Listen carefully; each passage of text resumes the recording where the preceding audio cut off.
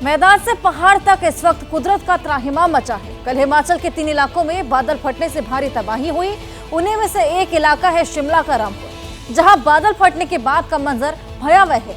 जहां घर, स्कूल और अस्पताल होते थे, वहां अब कुछ नहीं बचा और सिर्फ बड़े बड़े पत्थर नजर आ रहे हैं। हालात देखने पर अंदाजा लगाया जा सकता है कि गांव के लोगों ने कैसा तबाही झेली। संवाददाता सचिन कुमार की ग्राउंड रिपोर्ट देखिए।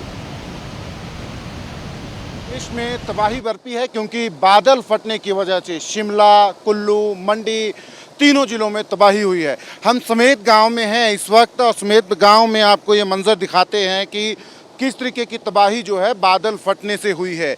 ये जो सामने आप खड्ड देख रहे हैं, ये जो रूट है इसका, दरअसल यहाँ पे कम से कम 12 घर हुआ करते थे और पहाड़ियों पे ऊपर जो बादल फटा है उसके साथ जो मलबा आया, पत्थर आए, वो सब कुछ अपने साथ समा के ले गए और गांव के लगभग 36 लोग जो हैं वो मिसिंग हैं। तो अंदाज़ा हम लगा सकते हैं। सामने ये बड़ा सा पत्थर आप देख सकते हैं। ये इस तबाही का मंजर जो है ये अपने आप में बयां करता है कि किस तरीके की तबाही इस गांव के लोगों ने झेली है। जो लोग मिसिंग हैं उनको ढूंढने की कोशिश की जा रही है, पर मंजर जो है आप अगर इस कैमरे की नज़र से देखेंगे तो उसका अंदाज़ा हम लगा सकते हैं कि तकरीबन भी हम अगर कम से कम भी इसको बोलें तो ये 200 फीट का एरिया है। 200 फीट एरिया है जिसको जो है ये नाला जो है पूरी तरह भर गया था। तो अंदाज़ा इस भयावहता का इसकी लगा सकते हैं हम कि ये छोटा सा नाला जो अभी आपको बिल्कुल छोटा दिख रहा है, ये रात को कैसा रहा होगा। आप देखिए, अब प्रशासन की तरफ से यहाँ राहत और बचाव कार्य शुरू किए गए हैं। यहाँ लाइट्स लगाई गई हैं ताकि यहाँ पे नज़र रखी जाए, क्योंकि जो लोग लापता हैं उनको ढूंढने की कोशिश की जा रही है। दूर तक आप देखेंगे, जहाँ तक नज़र जाती है वहाँ तक तबाही का मंजर, तबाही के निशान जो हैं वो नज़र आते हैं।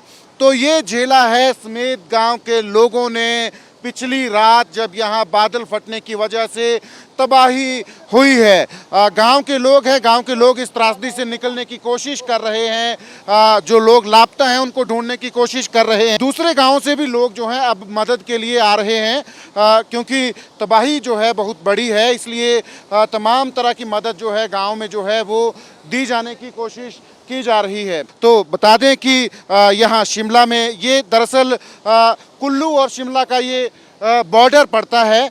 ये सतलुज नदी के इस तरफ ये गांव है।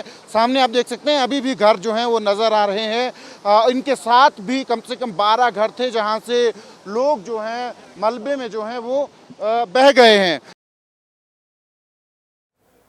शिमला से ही एक और रिपोर्ट आपको दिखाते हैं। गांव के लोग बता रहे हैं कि उन्होंने जो तबाही झेली वो कितनी खतरनाक है।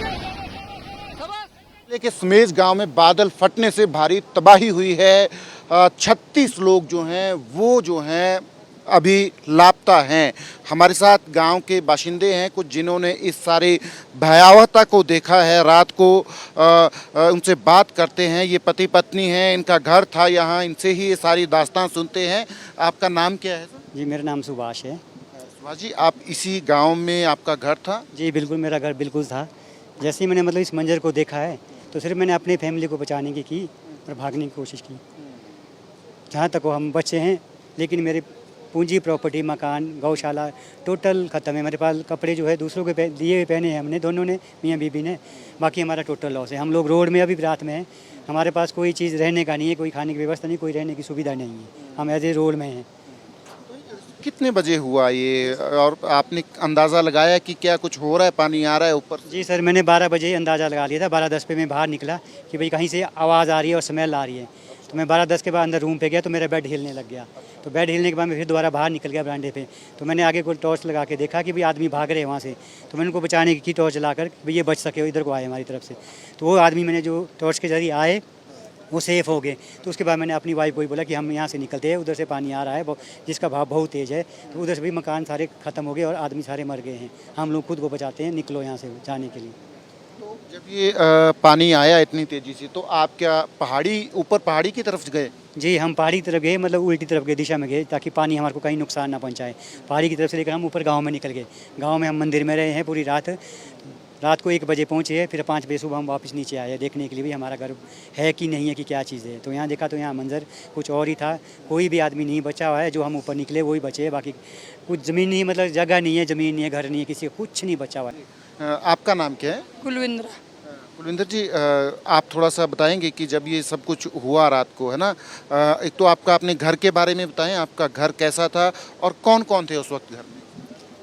सर मेरा घर 2 मंजिला था और जब ये हादसा हुआ तो मेरे को मेरे पति ने उठाया, बोला बाढ़ आ रही है, उठ जा। मैंने चप्पल तक नहीं लगाए, सीधे ही मैं, ये आगे से मैं थी, पीछे से और कंपनी वाले लड़के भी थे, हम सीधे भागे। फिर मेरे को कुछ पता नहीं है क्या घर में क्या हुआ, अंधेरा था, लाइट कुछ नहीं।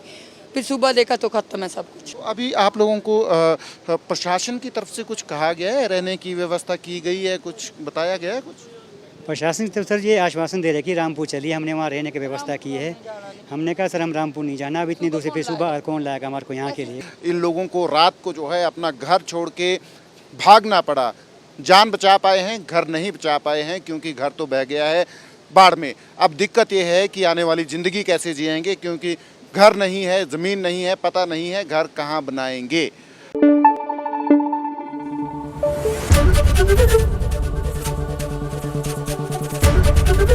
एबीपी न्यूज़ आपको रखे आगे।